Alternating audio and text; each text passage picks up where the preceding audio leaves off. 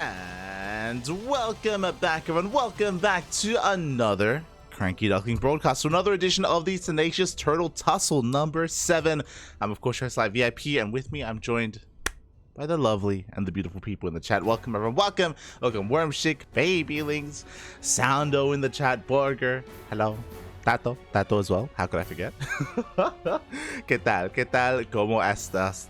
¿Cómo estás? TTT. Let's go. Let's go. We are here. And for those wondering, this is an event that was hosted earlier today. What's been happening over the weekend? I casted the KSL yesterday afternoon. And then from there, I had a ladder stream. And then from there, we had a 10-hour cast of the House SE2 circuit. It was a Polish LAN. It went for 10 hours, and it flew by. I'll be honest, it flew by. Like it was a good tournament. It was a good experience. Had a lot of fun. Had some great games. Yeah, it was really enjoyable overall. Really enjoyable. Didn't even notice the time go by. I remember, I think it was during the cast, I was shocked when I looked over and it was like 9 hours. I was like, like there was a little bit of downtime. I checked and I'm like, oh, it's been 9 hours, and then it really dawned on me when I looked up and the sun was rising. Like in front of me is of course my monitors, but the window as well is behind the monitors, and the sun was rising. I was like, oh my god, what time is it? It was like 6:30 in the morning. It's crazy. So yeah, we had an insane cast last night / this morning. And by the time we ended the broadcast, in 3 hours, it was in 3 hours, was the Tenacious Turtle Tussle. And technically, I could have tried to stay up. Technically, I could have tried to stay awake and cast it live. But I worry that I would have been burned out real hard, like halfway through. Like it was, it was not gonna go well. So we decided to collect the replays. Decided to go to bed, collect all those replays instead, and go live here at 6 p.m. later on in the afternoon. Go live a little bit later at our usual going live time for things like ESL Open Cup Asia and all of our other replay casts, and cover the Tenacious Turtle Tussle here instead. So that's why we're here. That's why we are here. So as a reminder, this is going to be a replay cast. I should add that to the title if it isn't already there. Hold on, un momento. Just to make sure there is no confusion, just to make sure everything is on the up and up. Boom. There we go. Beautiful, beautiful. So yes, it is going to be a replay cast. And as a reminder as well to everyone, this is one of our many tournaments that we do organize ourselves. There's tournaments like the Grand Platypus Open, the Sparkling Tuna Cup, and the Tenacious Turtle Tussle as well. So yeah, with that, this is also funded through Patreon. It's kind of what I was trying to get at. We do organize it, we do fund it, but it's also partially funded by the community. You can see our goal there towards the bottom right to try to get our events fully funded. So far, we're halfway there. We are halfway there. And then once we reach that goal, then we can look towards growing our tournaments as well. So yeah, exciting stuff overall. Oh, can't wait to dive into my Tenacious Turtle as well. When it comes to some other things going on, I did see Soundo asking in the chat about Yaku. Again, Yaku, he has been busy studying, and hopefully we get to cast together again soon. Maybe this week, maybe next week. I was just double checking, and originally I'd hope that maybe Yaku could come back for ESL Open Cup Asia tomorrow, but I believe that won't really be possible. So maybe next week, or maybe we can find some other time instead. But yeah, definitely looking forward to getting Yaku on once again. Looking forward to it. Asher as well, because like Asher, he was basically our regular like WTL caster, but WTL is on hiatus. It's on a break, so we gotta find some other casts. We gotta find some other tournaments to cast. So we'll sort it out. We will sort it out. Until then, we are gonna be going into our first series. You can see here before us, it is going to be a PvZ between Trigger and Silky. Oh, let's go, the starving camel himself. For those wondering, this tournament is region locked. It's a region locked tournament for the regions of North America, Latin America, Oceania, and Southeast Asia. Basically, EPT Americas and EPT Asia are the regions that we do region locked, that we do kind of confine this to. So yeah, yeah, because of that, we can see some other players really flourish and thrive instead. That is the goal here behind our tournaments, is to provide help and provide support to some of these smaller StarCraft regions out there that do need that support more than others. So here we are. Here we are. And we're going to be diving into our first game. Getting the audio set up, and game one is going to be taking place on altitude. Let's go. Let's go. It was also really weird casting Papi last night. I had to stop myself so many times from saying Papi too much. It was so hard. But here we go. Spawning in the bottom left-hand corner of altitude, we have the Chinese Zerg player himself, representing the Starving Camels. SSLT, it is Silky. And spawning in the top right-hand corner, we have his opponent. We have the Canadian Protoss player representing Team Basilisk. It is Trigger. Shout out to Trigger. He is the most recent representative of the Americas region for the Masters Coliseum. We casted the Masters Coliseum qualifiers a couple of days ago. Oh, shout out to the turtle. But we casted the Masters Coliseum Americas qualifiers a couple of days ago, and Trigger, he did overcome Australia in the qualifying match. It was wild. It was crazy. Trigger has made it. He's qualified for the main event for Masters Coliseum, and it's great to see him here today in the Tenacious Turtle Tussle. As a result, I imagine Trigger, he is one of the favorite players coming into this, but Silky is no slouch. He is, I would say, the best Zerg player in all of China right now, and we'll see what he has to offer here, especially considering we're on altitude.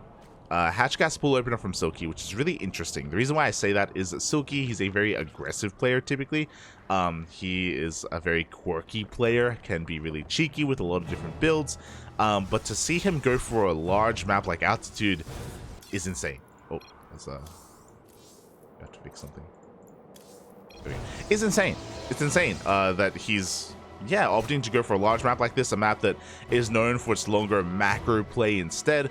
So I wonder what his plan will be, because I can't imagine it's going to be standard play. No way, no shot, but.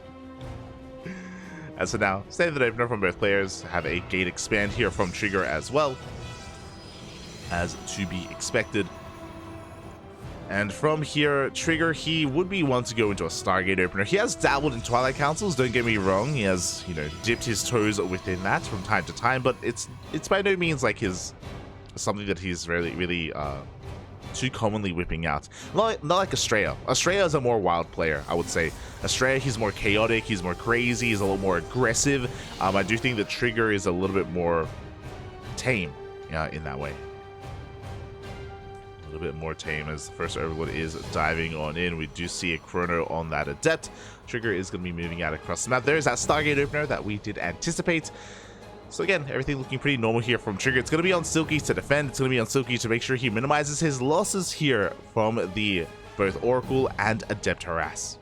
His first step is going across the map. Silky just back at home, getting his queens up and running, spreading his creep, looking to take his third base. Ooh, looks like he is punished a little bit here. Silky actually avoided his first handful of lings, or actually, sorry, he sent his lings across the map, which means that this third base is that much more delayed.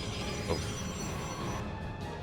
Lings, though, they're going to get some counter damage instead. So Silky looking for a probe kill. So far, so good by Trigger. He does pull back the weakened probe. He will defend, will not lose anything, and even has a massive delay here on this base. Finishes the pylon as well. Because why the hell not? First Adept is going to be shoot away. Did get one drone kill. Second Adept is on its way across the map, but this pylon should go down, and Silky should eventually be able to expand here and take his third base. Again, was delayed. He was punished for not having his links back at home. Went across the map, wasn't quite worth it in the end, as Trigger even does recall that Adept back home. Did recognize that he was in a little bit of danger. Silky gonna rock up and try and delay the third base. At the same time, the first Oracle zooms across the map. Interesting choice here. So Trigger with his first Oracle is looking for some economic damage. This will delay his third base, but oh, off of 2 bases. He's going for a faster Twilight Council. Oh boy. I'm gonna have to eat my words a little bit here when it comes to the aggressive nature of Trigger, because this is a really fast Twilight Council. Additional gateways are being thrown down. This is looking like Glaive Adepts. Oh boy. Meanwhile, we have second Oracle zooming across the map. Still on 2 bases, by the way. Third base now going to be taken, but the Lings are here to delay it. The Lings are here to stop it. Really good moves here out of Silky. Little does he know, though, that Trigger has other things in store for him. Oracles are rocking up. There is no Forge with this, so that is why I'm reading this as Glaive Adepts, but we'll see if Trigger decides to go for a bit of a different route instead. Oracles do dip on in. They get a couple more drone kills looking at the Assault Stab. 5 drones have gone down. Ay. And yes, it is going to be Glaives coming out from Trigger. No WSS game high, so we have to count drone kills on our own. But yeah, so I don't know how I feel about this. Typically, this is a really good way to catch the Zerg player off guard, but Trigger, he just showed a massive wave of Adepts, and his third base is suspiciously delayed as well. So Silky could try to read into this. Meanwhile, I don't think this is going to be the best trade from Silky. Goes for a surround, he commits to the fight. He's going to be losing a lot of Lings. He got 2, maybe barely 3 Adepts there for a lot of Lings. Trigger back across the map. Sorry, Silky back across the map. He is going to be joining up a little bit. He has +1 melee on the way. Baneling Nest is done as well. Banelings will help defending against Glaive Adepts. So it looks like Silky has recognized what Trigger is up to. Now, just because he knows doesn't mean he can defend. We have Oracles diving towards the natural base. At the same time, Adepts are shading in towards the third as well. They don't commit to the shade. Likewise, ooh, the Oracles do take a lot of hits as well. So Trigger doesn't find a way in yet. Glaive's still on it, or just now finishing up. Looks like Trigger is waiting for some reinforcements before he moves out once again. Of course, he's transitioning behind this. We should be working towards +1 and Blink. But we'll see if he goes towards Charge instead. Meanwhile, the 4th base is going to be under threat. So far, Trigger hasn't really committed to anything, but another wave of Adepts has shown up, and we can try to go on in, but Banelings are waiting for him. Up! Banelings are waiting for him, so we're going to be canceling or denying those shades. Good Trigger on that Stasis Trap as well. Silky not baited in. And yeah, again, because of these Banelings, Trigger, he can never commit with his Adepts. It means that Silky has defended, he can drone up, but he's not droning up. He's making a lot of Lings. Oh boy. And this is what I was talking about before, about how Silky is just typically a really aggressive player, which is why I was shocked to see him on Altitude, right? Like, Altitude, oh no! You're attacking the hatchery, the lair. But it's why I was surprised about Altitude, because this map does facilitate for longer, later games. And Silky, I feel like he thrives in the early to mid game instead. He is still squeezing out drones, but Silky is behind economically. Even though he didn't lose too many drones to the Adepts, or he didn't lose any drones to the Adepts, he just hasn't been able to make too many workers because he's been making so many Lings. He has been slowing himself down. Lings trying to go for some harass here. They threaten the army on the right-hand side. At the same time, Lings do head towards the naturals. The Trigger, he is here. He's in position. The Lings don't find any damage. And Silky is going for a Spire.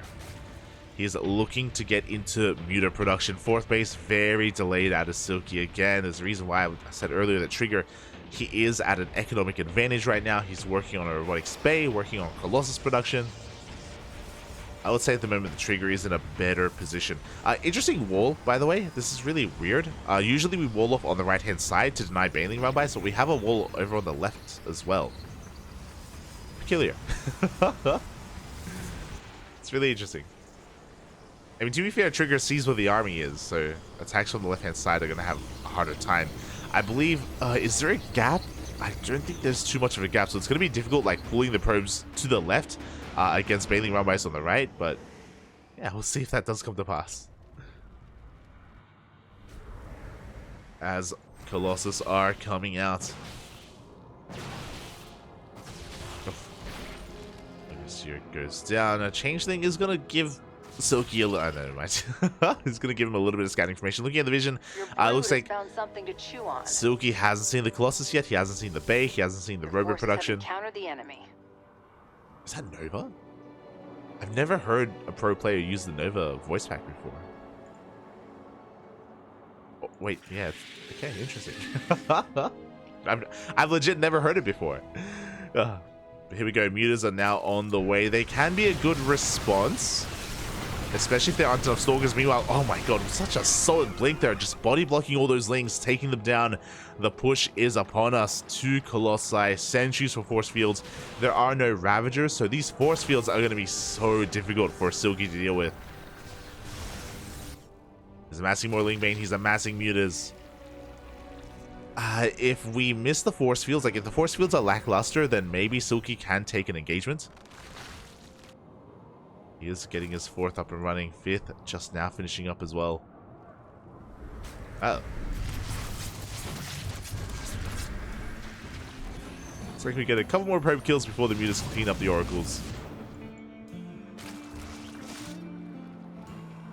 And with the revelation of those Mutas, we have commenced Phoenix production here for Trigger. Phoenixes are on the way. Archons as well with that Templar Archives. 4th base is going to be denied. So far, Silky doing a lot here with his army. Denying bases so far. No economic damage yet. We could try and dive into the main. Here we go. We are dipping into the main base, but Stalkers are waiting for Silky. Oh, it's going to be losing some of those Mutas. Oh my god. 2 Mutas do go down. The Lingbane is rolling on in. So far, the force fields are looking good. I meant earlier, without Ravagers, these force fields are king. And Trigger holds onto his 3rd without losing too much at all. Did lose his 4th, I guess. He was denied his 4th base. Again, because of the way that this wall is constructed, I imagine Trigger, he does want to focus on expanding over towards the right-hand side. Which again, is really interesting. Like, it's not something you see too often. Typically, Protoss players, what they'll do is that they'll expand here on the left as their 4th base. They wall off the ramp. They wall off the center ramp as well. And they'll just be hyper defensive. But Trigger going for a different approach. Now with Archons as well. The Archons are going to do so well against everything Zerg right now. Against the Lings, the Baelings, and the Mutas. Baelings are going to be rolling on in from the left-hand side, but the wall is a wall. They bust on through. Up. Bit of a delayed reaction as well. Probes are going down. Can we get the rest as well? 16 probes are falling in. Oh my god. Not like this. 25 probes. But at the same time, Trigger's focusing on his push. Silky coming in from behind.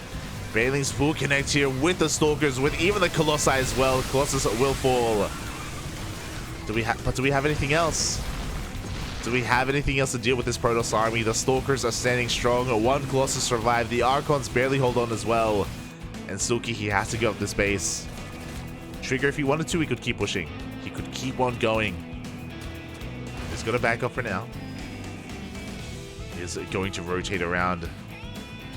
Silky is hurting. He's trying to remax. He's trying to rebuild his Lingbane Muta army. Up. The wall. It's not a wall. Lings, they do. Oh no! They barely do not slip in. Trigger able to warp in just in time. He keeps up here with the movement of Silky. Denies a Ling counterattack. At the same time, Phoenixes are harassing across the map as well. Oh my god. So many of those drones. Mutas are going for a counterattack, but Trigger, he is in position for the most part. Is in position. Ugh, the entire mineral line is essentially going down. The only reason why these drones are alive is because we have run out of energy. Phoenixes, they can't pick anything else up. Even get an Overlord. 1 more drone for good measure as the Phoenixes get the hell out of there. And with that, we've kind of equalized the amount of economic damage that Trigger sustained earlier. He's now getting his 4th base fully operational.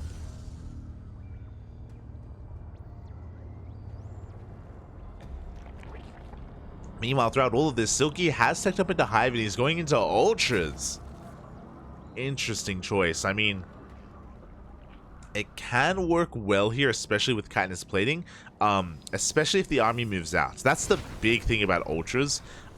People talk about this all the time, but ultras, they do fare best when fighting on creep, when engaging the army out in the open.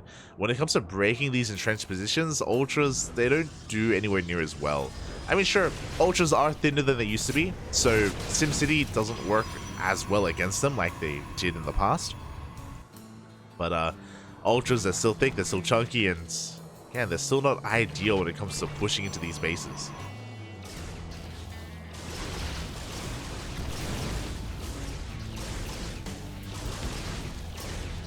Speaking of, the ultras have been spotted. Trigger fully aware of what's going on. He is going for a big counterattack. Trigger is already maxed at this point. My god, he has so many Archons. His army is so beefy. Oh my god. How many ultras do we have? We have 3 ultras. About to be 6. About to have 6 ultras. Bailey's going for another run by. We force a recall. But the mineral line does go down. Good run by here by Silky. Phoenixes are left behind. They're going to be going down. Trigger once again having a hard time holding onto his mineral lines. Holding onto his workers. Silky looks like he's getting ready for another push. Ultras are amassing.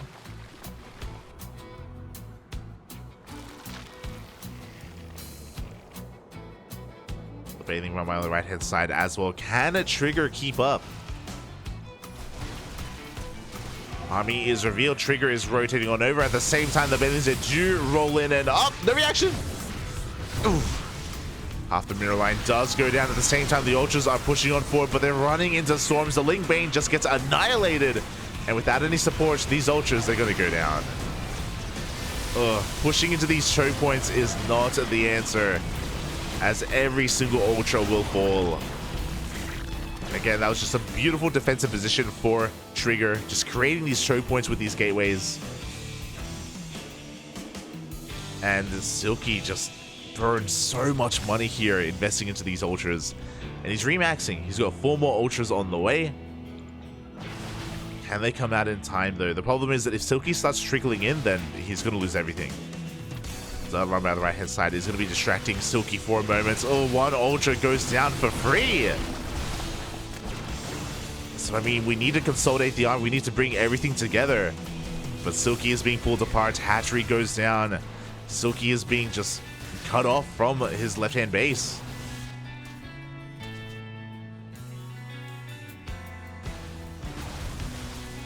Another base does fall, and the Trigger, he can just keep going. Meanwhile, we can see the ultras are trying to dive on forward here. But again, not a lot of Ling Bane to support these ultras. No blinks, though. The blinks were delayed. Trigger was a little bit distracted. But it looks like Trigger will still clean this up. Oh, it's going to be close. Oof. Just barely get that ultra. Both armies are hurting. Trigger just lost a lot of Archons. That was an expensive army from Trigger. And because he's been losing so many probes, he doesn't have a good economy behind this. Both players are hurting right now, pretty badly. But Silky, he gets away with top left. He gets away with this hidden base. Trigger, I believe he hasn't seen it. He doesn't know about it. It is up and running. It is mining. It is the lifeblood here of Silky. He's trying to rebuild his Ultra army. Meanwhile, Trigger is transitioning into Immortals. Immortals do fare quite well here against Ultras in high numbers, but I believe that is the second Immortal coming out. Like, we can see that Trigger, he's battered, he's bruised, he's having a hard time rebuilding and remaxing. He needs another base. Can he get one?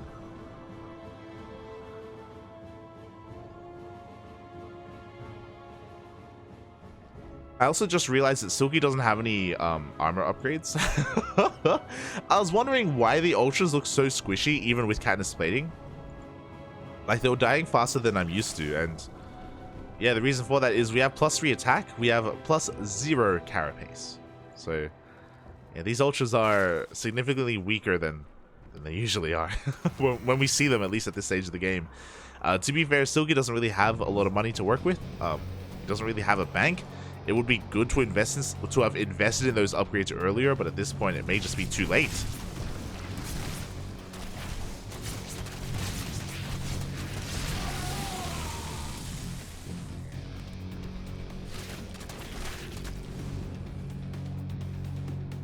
As we see Silky just, maxing out on more ultras. Did lose a couple of drones here on the right hand side. Looking at the hallucination, looks like Trigger, he still hasn't found that base. Like, Trigger, I think, would be ahead right now if he was aware of this hatchery and if he killed it. Because he isn't, like, he believes that his opponent's on one base mining, basically. He thinks that Silky is as crippled as Trigger is, and that's just not true.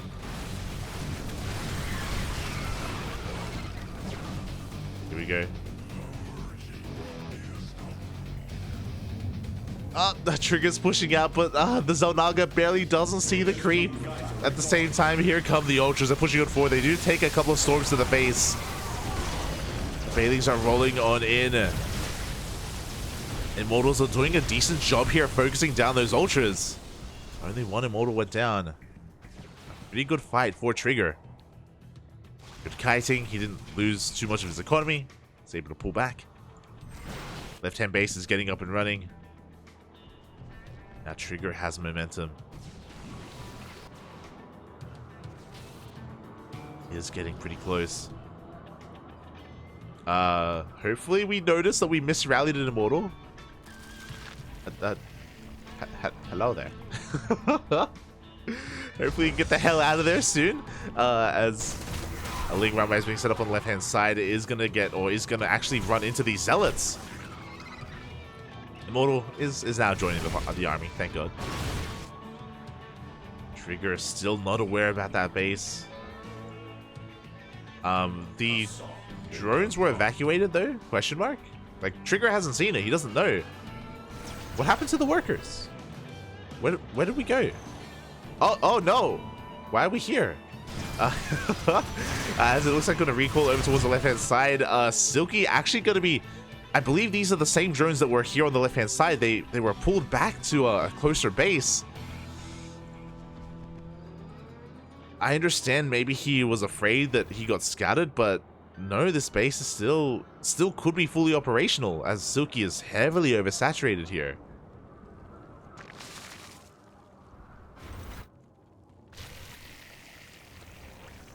Here we go, Silky is pushing in once again. How many ultras do we have? We have 9 ultras, about to be 10 ultras here for Silky. Storm summoning up the Ling Bane. Oh my god, the Immortals, they're going ham. The ultras, they don't stand a chance. Not against all these Immortals. Oh. The ultras, they melt, facing off against that Immortal army. Silky, stop making ultras, please. It's not. It's too. I think it might be too late at this point. Silky doesn't have a bank. Trigger's pushing on forward, taking down another mining base. Looks like Trigger has finally come across top left. GG gets called, and Trigger will take game number 1. That was a wild game. GG, well played. Trigger takes the lead in this series, but that was pretty back and forth. Or I don't know if I would say back and forth, but still that was really close, just because both armies were struggling economically. Silky doing a great job with his Bailey run-bys. Likewise, Trigger doing a great job when it comes to his own harass and his own main pushes. Going for the ultras.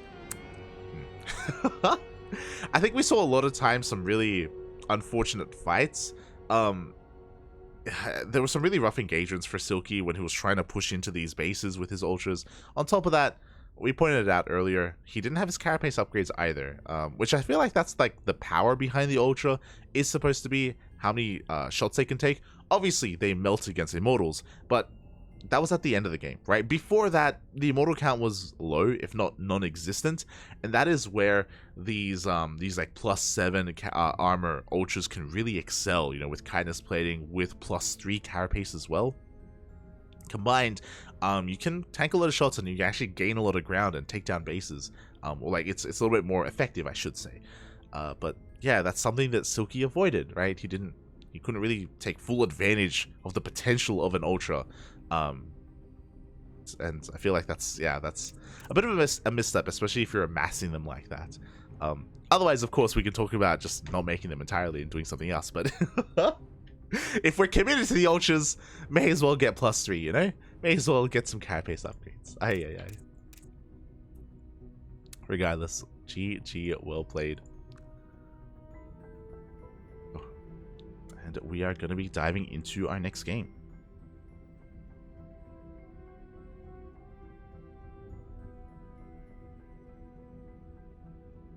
On behalf of my countrymen, thank you for a job well done, Cranky. Oh, I just saw your message. Thank you, Wormsick. Thank you. Do appreciate it.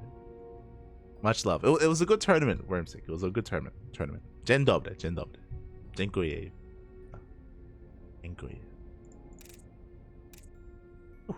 As we are going to be diving into our next game.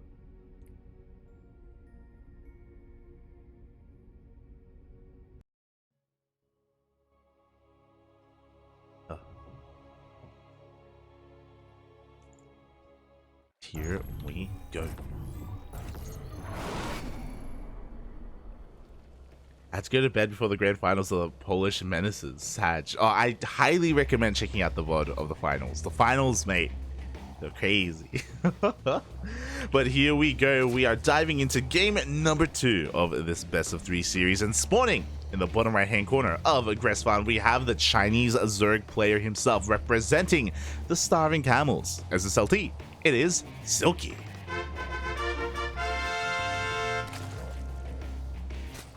And spawning in the top left hand corner, we have his opponent. We have the Canadian Protoss player representing Team Basilisk.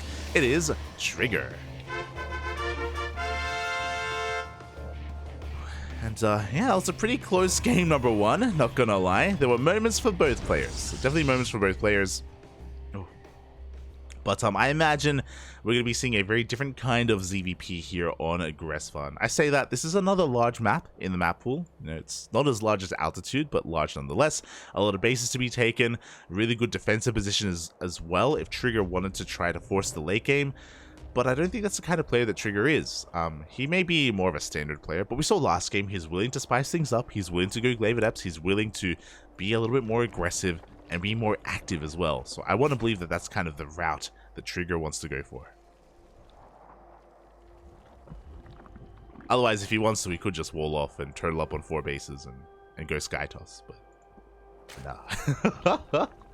Look, we had enough of that last night, okay, with Spirit. We had enough. No more. Late game, like turtling up into late game, I mean. No Sky Toss. It didn't off race or anything like that. As for now, Silky is just going to be opening up here, going for a hatch gas pool opener. Everything's looking standard, looking normal.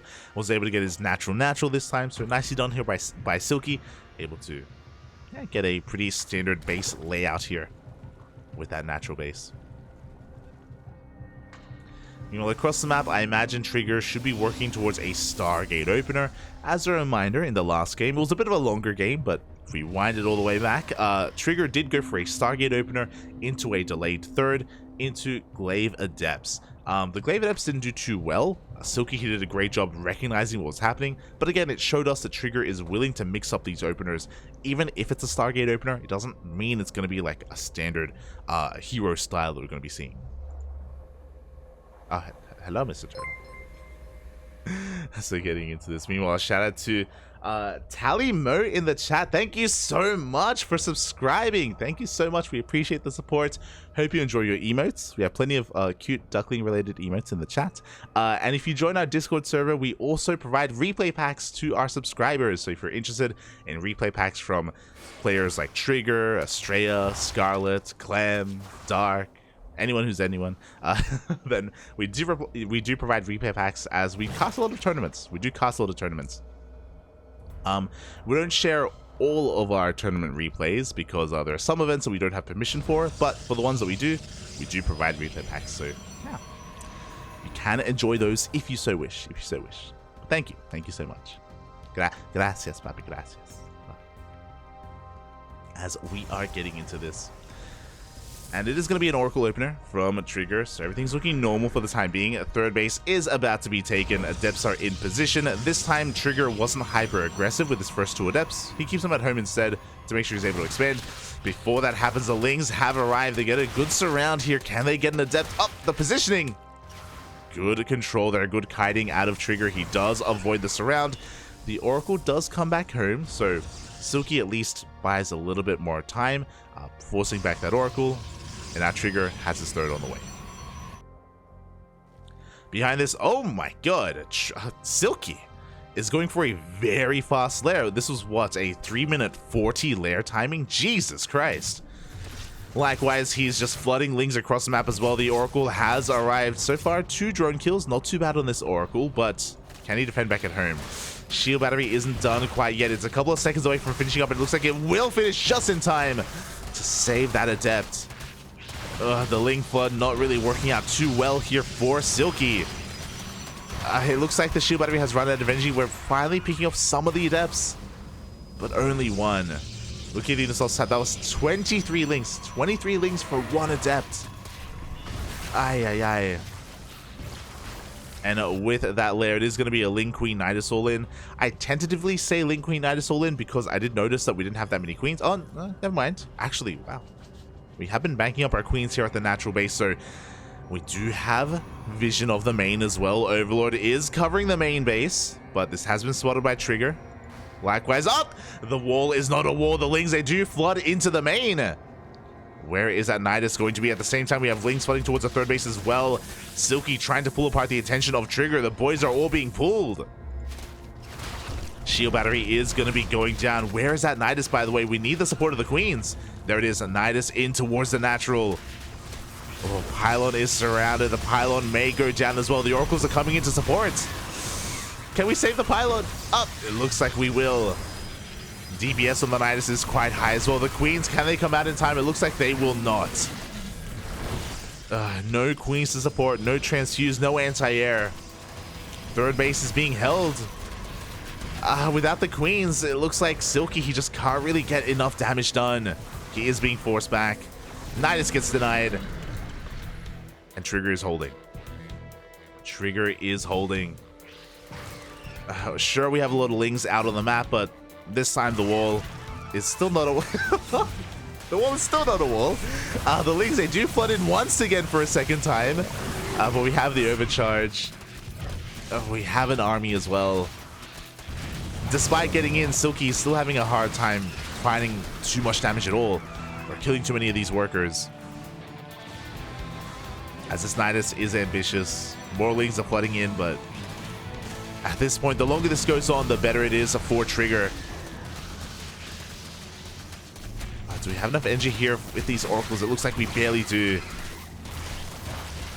Yeah, and with these Lings being cleaned up, Silky's doing what he can. Like, there's no transitioning out of this. We can't drone. We can't tech from here.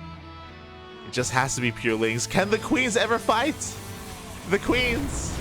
They've been stuck in the Nidus the entire time. Let them fight, Papi. Let them fight. Ah. Not a single Nidus is going to be able to finish.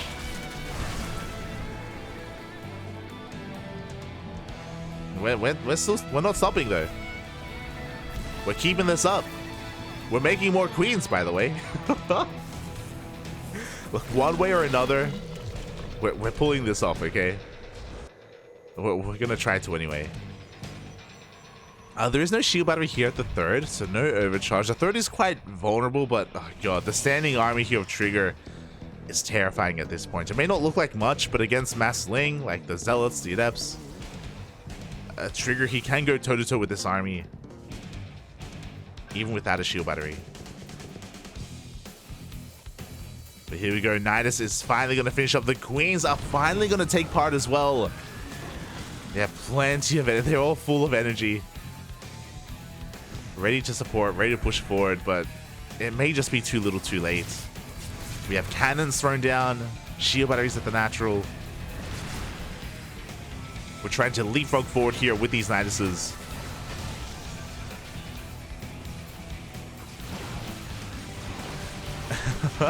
Really cute hold position there from Silky, but high energy queen goes down. More cannons are on the way. Stasis traps as well. A massive stasis goes off on those lings. And again, these queens are past their prime. Would have been amazing 4 minutes ago.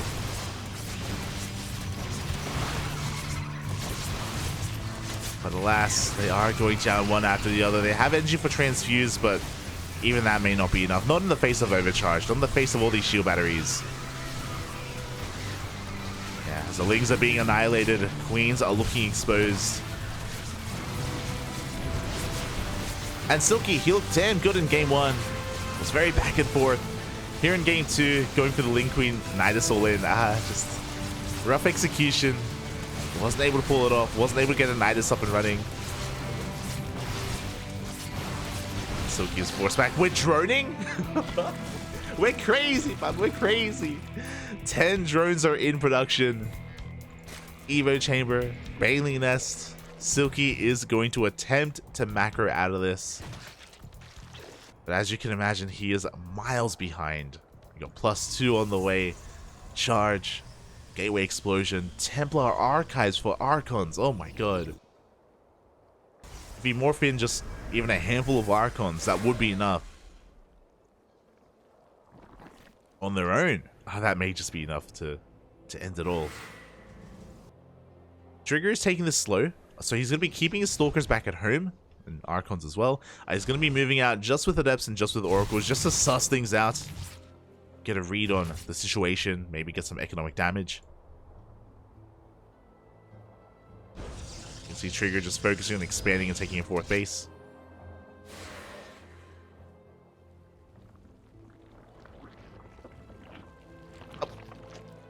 And we're even going to be committing to the shade here. A little bit ambitious by Trigger, but he at least disrupts the mining.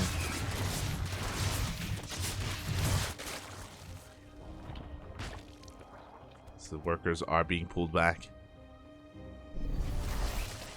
If Trigger overextends a couple too many times, then maybe Silky can bounce back in this game. But here comes the main army. Interesting, we're actually going to be keeping these High Templar as High Templar. We're just storing energy here for storms. A couple of Archons are on the way. But storms are going to be massive here. Silky going for Swarm Host. Oh my god. Okay. Swarm Host makes sense, especially when you're this far behind. Going for energy-based units or trying to just be as efficient as possible here with Swarm Host would make sense if only Trigger wasn't in his face. If only Trigger wasn't just pushing out across the map. Looking to lay siege upon this hatchery. Zealots are getting surrounded. Swarm Hosts are coming out. Okay, is there a world where the Swarm Hosts they pop and we focus down all the High Templar? I don't even think that'll be enough though. Like, there's just so much they need to do, and there just aren't that many of them. As again, Trigger is taking this slow. Instead, he takes down the 4th base. He's going to rotate around. Trigger really respecting Silky's position. Oh, as the Locust Wave is baited out.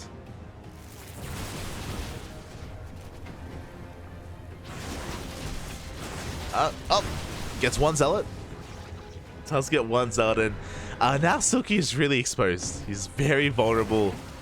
Doesn't have any Locust Waves left. Sends out 4 of those Locusts, but yeah, GG gets called. Trigger goes into the main, and Trigger will take the series 2-0, advancing on to the next round. GG.